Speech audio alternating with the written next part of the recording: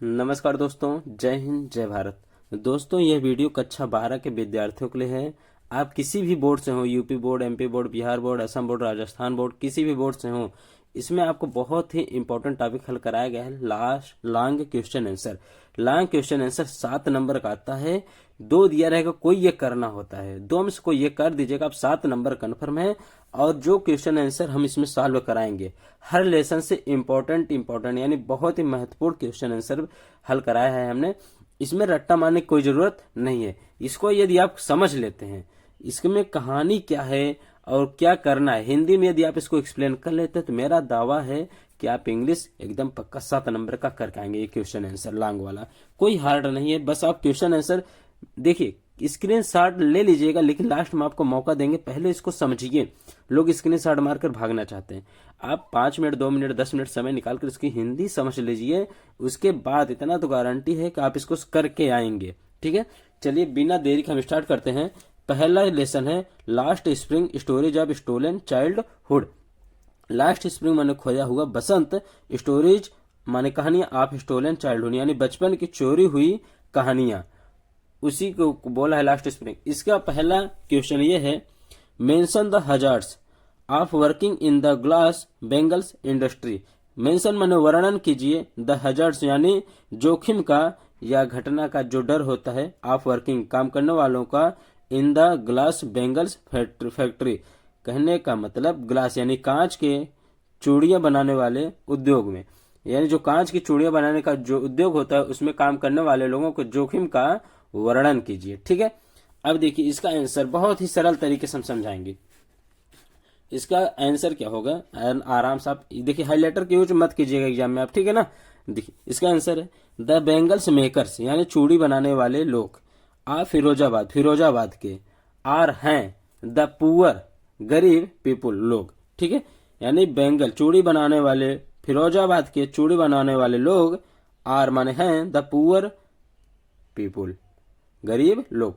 Who reside माने रहना, who माने जो, यहाँ कौन नहीं जो होगा, जो रिसाइड माने रहते हैं, इन स्लम यानी स्लम माने गंदी बस्ती, जो गंदी बस्तियों में रहते हैं। मेनी ऑफ देम उनमें से कई, आर हैं चिल्ड्रन माने बच्चे, उनमें से कई लोग क्या हैं, बच्चे।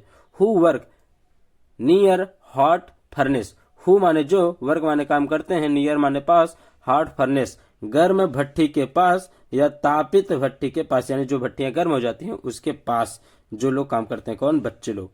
ड्यूरिंग डेलाइट दिन के समय या दौरान, ड्यूरिंग माने दौरान, अर्थात दिन के दौरान, दिन के समय के दौरान। चिल्ड्रेन बच्चे, हु वर्क जो काम करते हैं, नियर हॉट फर्नेस गर्म भट्टी के पास। They have to walk down उन्हें जाना पड़ता, हैव टू को मतलब जाना, ना नीने पड़ता है, वॉक माने वॉक डाउन माने नीचे जाना, उन्हें नीचे जाना पड़ता है। स्टिंग माने बदबूदार, लेंस माने गलियों, बदबूदार गलियों में से होकर। दियर हाउसेज के दियर हाउस आर होवेल्स उनके जो घर हैं, होवेल्स माने झोपड़ी यानी कच्चे हैं या झोपड़ीदार हैं। विथ क्रम्बलिंग वाल्स टूटी हुई या जर्जर दीवारों जैसी। उसके बाद उबली डोर्स का मतलब होता है जर्जर दरवाजे यानी टूटे बिखरे दरवाजे, एंड नो विंडोज और कोई खिड़कियां नहीं है। कहने का मतलब दियर हाउसेज उनके जो घर हैं, हवेल्स माने कच्चे या झोपड़ीदार, विथ क्रम्बलिंग टूटे हुए या जर्जर दीवालों के साथ, जर्जर दीवालों से, उबली डोर्स उबड़ खाबड़ दरवाजे, एंड नो विंडोज उनकी घरों में कोई खिड़कियां नहीं है। दीज स्लम्स ये गंदी बस्तियां, आर क्राउडेड वैसे क्राउड माने भीड़ होता है, लेकिन यहाँ भरा हुआ होना। दीज स्लम्स ये गंदी बस्तियां, आर क्राउडेड भरी हुई हैं, विथ फैमिलीज परिवारों से, ऑफ ह्यूमंस यानी मनुष्यों के परिवारों से, एंड और एनिमल्स और जानवरों से, इन द सेम हाउसेज और जो सेम एक ही घर में रहते हैं। ठीक है, अब इसके बाद समझिए, इन द सेम हाउस जो सेम यानी कहने का मतलब जो गरीब लोग होते हैं, हम लोग जैसे गांव में रहते हैं, बहुत से लोग गांव में रहते हैं जहां देखिए एक ही घर में बकरियां, भेड़, भैंसे, गाय सब एक ही घर में रहते हैं। ठीक है, उसी के चर्चा किया है। फिर दिया वेयर द ग्लास, जहां द ग्लास फर्नेस ग्लास कांच की, फर्नेस माने भट्टियां, आर माने है लोकेटेड माने स्थित, जहां कांच की भट्टियां स्थित हैं। देयर इज नो एयर, यहाँ कोई हवा नहीं आती है। आर लाइट, ना कोई रोशनी आती है। बॉयज एंड गर्ल्स, लड़के और लड़कियां, विथ दियर फादर, विथ माने साथ, दियर माने अपने, फादर माने पिता, एंड मदर माने माता, अपने माता पिता के साथ, सिट माने बैठते हैं, नेक्स्ट टू बगल में, लाइन्स यानी कतार, ऑफ लैम्प्स ऑफ लैम्प्स यानी लैंप मतलब लालटेन जो होता है, पहले जमाने में लालटेन या आप दिया भी बोल सकते हो, दिया की रोशनी के कतारों में क्या करते हैं, बैठते हैं कौन, लड़के और लड़कियां, with their father and mother, अपने माता पिता के साथ। या नेक्स्ट माने बगल, नेक्स्ट टू माने बगल में भी होता है, ठीक है। द वर्कर्स, काम करने वाले, ऑफन माने अक्सर, लॉस माने खो देते हैं, दियर आइज अपनी आंख, अर्थात अपने आंख की रोशनी, अपनी आई माने यहाँ रोशनी कह सकते हो, काम करने वाले अक्सर लॉस खो देते हैं, दियर आई अपनी रोशनी अर्थात अपनी आंख। Before they become adults, adults मतलब नौजवान होना या वयस्क होना, वयस्क होने से पहले, वयस्क होने से पहले वे खो देते हैं अक्सर लॉस दियर आज अपनी रोशनी। दिस हैपेंस, यह घटित होता है, बिकॉज क्योंकि, द पुअर बेंगल्स, गरीब, बेंगल्स माने बेंगल्स मेकर्स, गरीब चूड़ी बनाने वाले लोग, वर्क माने काम करते हैं, नियर हार्ड फर्नेस, गर्म भट्टी के पास। यानी आंख की रोशनी क्यों खोते हैं, क्योंकि ये गर्म भट्टी के पास अपनी रोशनी, गर्म भट्टी के पास ये काम करते रहते हैं और धीरे धीरे 10 साल 15 साल तक काम करते करते इनकी आंखों की रोशनी चली जाती है। चलिए अब आप इसको समझ लीजिए, इसी तरह का है, स्क्रीन शॉट लेना ले लीजिए, बहुत ही सरल है, ठीक है। अब आगे बढ़ते हैं हम। देखिए ये अगला क्वेश्चन है, सेकंड लेसन है, ये सेकंड लेसन है और लॉन्ग क्वेश्चन आंसर की इस वीडियो का दूसरा क्वेश्चन। देखिए, how did Douglas overcome his fear of water, कहने का मतलब हाउ माने कैसे, डगलस जो नाम है आप चैप्टर में पढ़ोगे, डगलस ओवर माने जीत लेता है या पा जाता है, हिज फियर ऑफ वाटर, पानी के अपने डर को कैसे जीत लेता है, उससे कैसे निकलता है, ठीक है। चलिए इसके बारे में चर्चा करते हैं, बहुत ही इंपॉर्टेंट क्वेश्चन है ये सभी, चलिए समझिए इसको।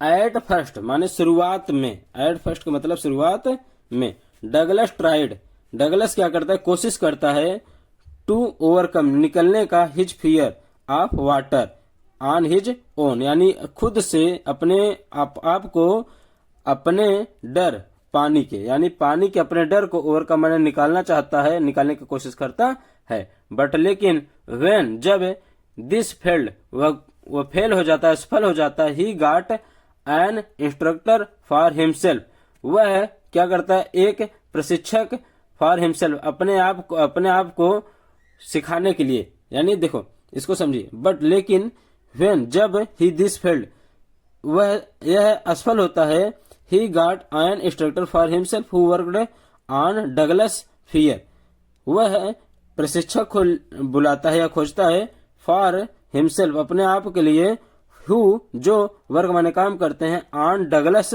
फियर डगलस के डर पर, कहने का मतलब जो डगलस के डर पर काम करते हैं वह उस प्रकार के प्रशिक्षक को बुलाता है।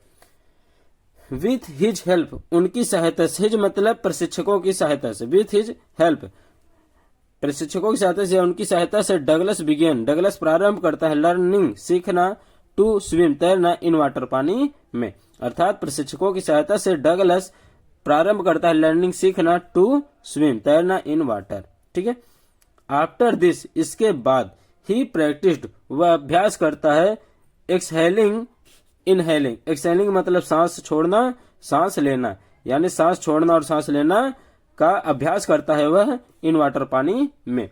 To eliminate the fear he put his head inside the water, देखिए ये बहुत ही बढ़िया है लाइन, टू एलिमिनेट हटाने के लिए, एलिमिनेट माने हटाने, हटाने के लिए, द फियर डर को, ही पुट वह रखता है, हिज हेड अपने सिर को, इनसाइड द वाटर पानी में, अर्थात वह पानी में अपने सिर को रखता है, टू एलिमिनेट हटाने के लिए, डर हटाने के लिए, ठीक ना। देन तब he moved on on to master individual step of swimming. देखिए, तब ही मूव्ड, वह गति करता है, ऑन टू मास्टर, जो उसके मास्टर द्वारा सिखाया जाता है, इंडिविजुअल स्टेप्स ऑफ स्विमिंग, यानी तैरने का जो तरीका सिखाया जाता है वह है मूव्ड, यानी गति करता है। हो गया। उसके बाद देखिए,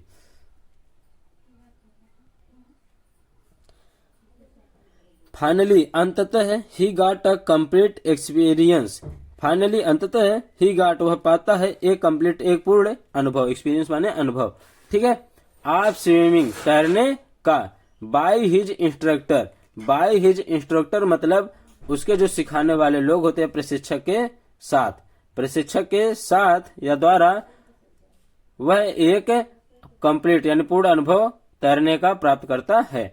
आफ्टर अबाउट 6 मंथ, यानी आफ्टर माने बाद में, अबाउट माने लगभग, 6 मंथ यानी 6 महीने के, लगभग 6 महीने बाद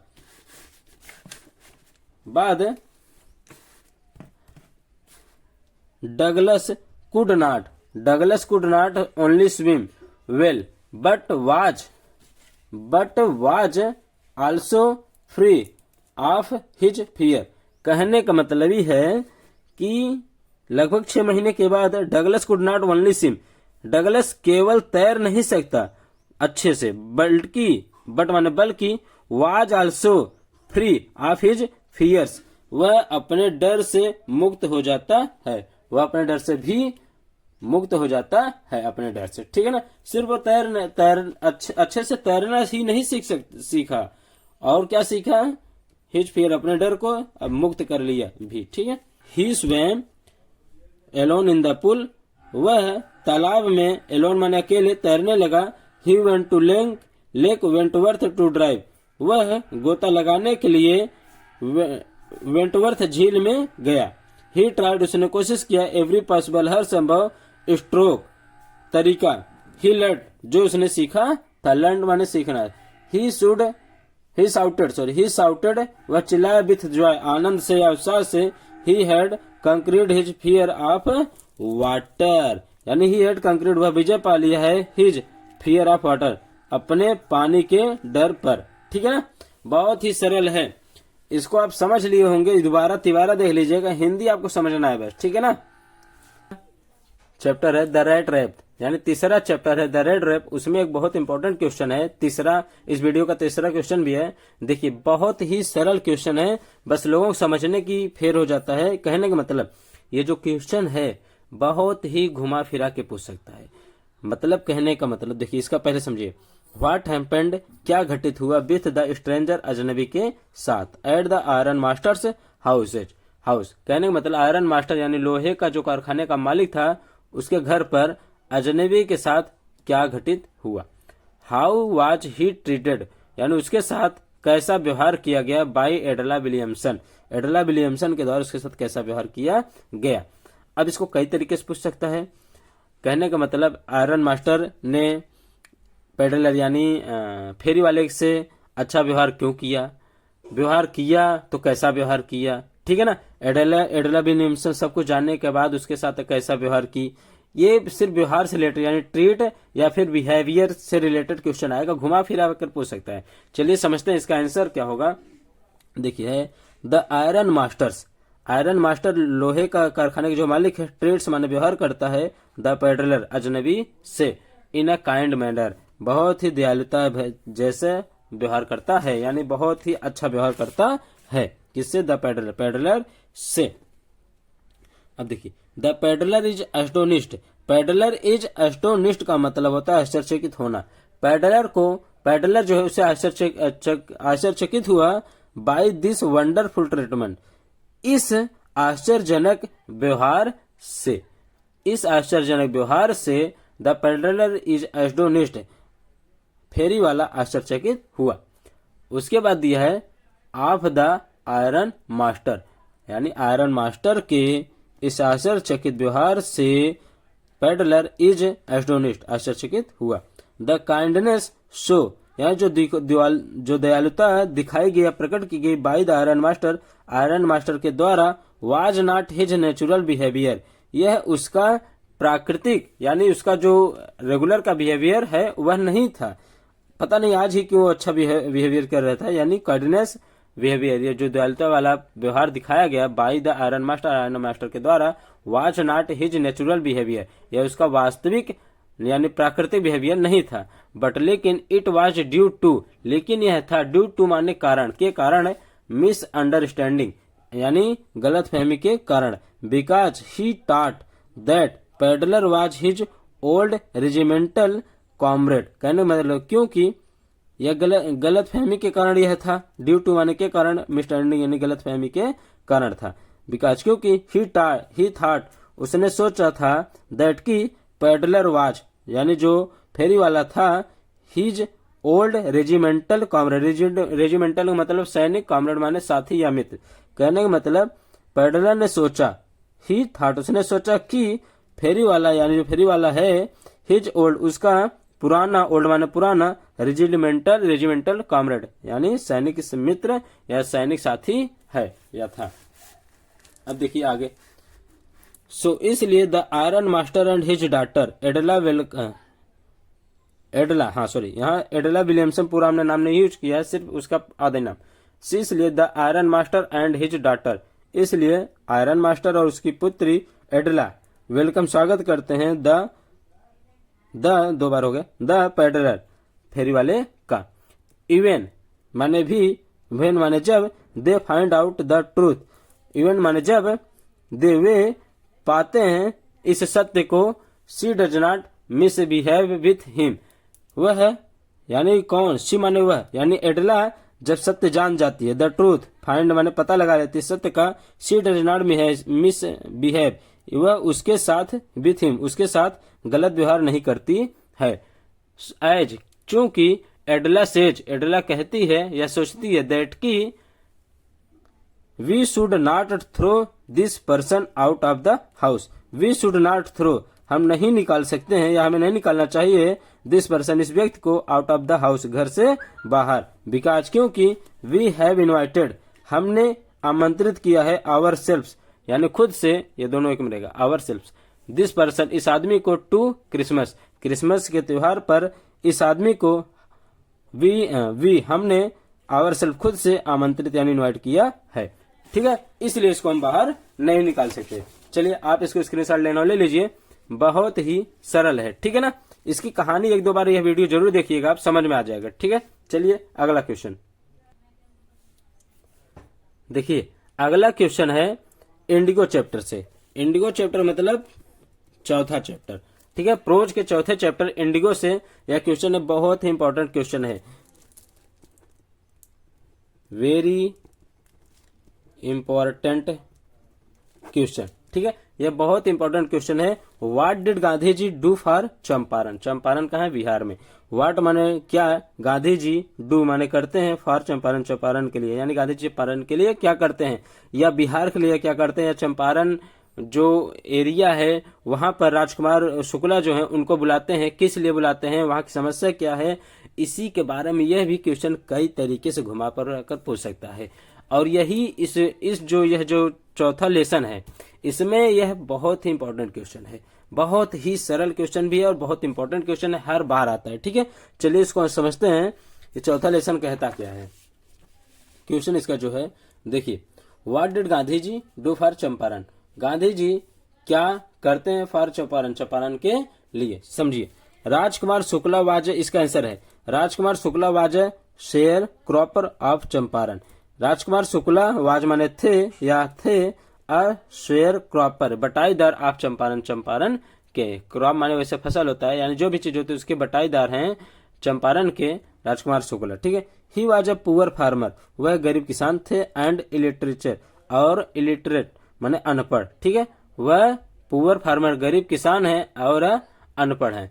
ही केम टू लखनऊ, वह लखनऊ आए कांग्रेस अधिवेशन में, टू कंप्लेन शिकायत करने के लिए गांधी जी से, अबाउट माने के बारे में, in the justice of landlord system in Bihar, यानी बिहार के लैंडलॉर्ड माने जमींदारों के, इनजस्टिस माने अन्याय के बारे में शिकायत करने के लिए गांधी जी से ही केम, वो है आए, लखनऊ कांग्रेस अधिवेशन में। ठीक है ना। चलिए अब इसको समझिए, कहाँ गए। ही इनवाइटेड, उन्होंने आमंत्रित किया गांधी जी को टू विजिट यानी आने के लिए चंपारण यानी जो बिहार में है, यानी उन्होंने गांधी जी को चंपारण में बुलाने के लिए आमंत्रित किया। Shukla went to every place, Shukla ji जो थे वेंट माने गए टू एवरी प्लेस, प्रत्येक जगह भी थे गांधी जी के साथ। गांधी जी मिले मेनी शेयर क्रॉपर्स, कई बटाईदारों से, एंड लायर्स और वकीलों से। ठीक है। अब उसके बाद ही चीडेड उन्होंने वे डांटे द लायर, वकीलों को, फॉर कलेक्टिंग इकट्ठा करने के लिए बिग फी, बड़ी राशि, फ्रॉम द शेयर क्रॉपर से, बटाईदारों से। यानी उन्होंने लायरों को, वकीलों को क्या किया, डाटा, फॉर कलेक्टिंग बिग फी, बड़ी धनराशि एकत्रित करने के लिए, फ्रॉम द शेयर क्रॉपर्स, बटाईदारों से। इन चंपारण यानी चंपारण में शेयर क्रॉपर वर्ग, बटाईदार वर्ग माने काम करते थे, फॉर इंग्लिश मैन, अंग्रेजों के लिए, अंग्रेजी शासकों के लिए, by cultivating the crop of Indigo माने नील की खेती के लिए, अंग्रेजों के लिए शेयर क्रॉपर वर्ग काम करते थे। इंग्लिश लैंडलॉर्ड का मतलब होता है जो अंग्रेजी जमींदार थे, फोर्स्ड माने दबाव बनाते थे, द शेयर क्रॉपर्स, बटाईदारों पर, टू ग्रो 15% इंडिगो, 15% अधिक नील की खेती के लिए या उपज करने के लिए, बढ़ाने के लिए, ऑन द लैंड, जमीन पर। ठीक है। यानी अंग्रेज जो थे वह 15% अधिक उपज बढ़ाने के लिए शेयर क्रॉपर्स, बटाईदारों पर फोर्स्ड यानी दबाव डालते थे। ठीक है। चलिए आगे। Gandhi ji posted on the land, जमीन। Gandhi ji protested the system and the landlords agreed. अब इसको समझिए, इस लाइन को बढ़िया समझिएगा।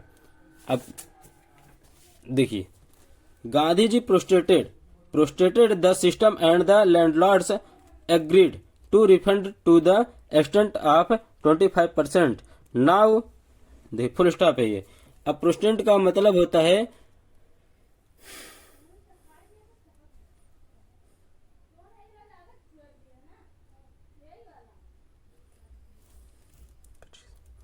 देखिए, Gandhi ji protested the system and the landlords agreed. Gandhi ji protested माने विरोध किया, द सिस्टम को, एंड द लैंडलॉर्ड्स जमींदारों को, एग्रीड जो सहमत हो गए, टू रिफंड वापस करने के लिए, to the extent of 25%, extent में आप 25 यानी 25% वापस देने के लिए एग्रीड राजी हो गए। नाउ इस प्रकार से, या अब, द पीजेंट्स यानी पीजेंट्स मतलब किसान, सा देखते हैं, दैट की ही हैड राइट्स उनके पास अधिकार है, एंड डिफेंडर्स और एक रक्षक है। ठीक है। यानी जो लोग थे, किसान थे, पीजेंट्स का मतलब होता है किसान, वे अब क्या देखते हैं कि ही हैड राइट्स उनके पास अधिकार है, एंड डिफेंडर्स और रक्षक है। ठीक है ना। बहुत ही सरल है, इसको आप जरूर ध्यान दीजिएगा। प्रोज का है ये, 4 लेसन का हमने बहुत इंपॉर्टेंट क्वेश्चन करा दिए हैं, 7 नंबर का आता है। यदि यह वीडियो पसंद आया है तो अपने दोस्तों में शेयर कीजिएगा और चैनल को प्लीज सब्सक्राइब करके रखिएगा, क्योंकि आपके शेयर सब्सक्राइब से हमारा मनोबल ऊपर उठता है। ठीक है ना। चलिए, बहुत ही सरल तरीके से बताया गया है। चलिए मिलते हैं अगले वीडियो में, तब तक के लिए जय हिंद जय भारत।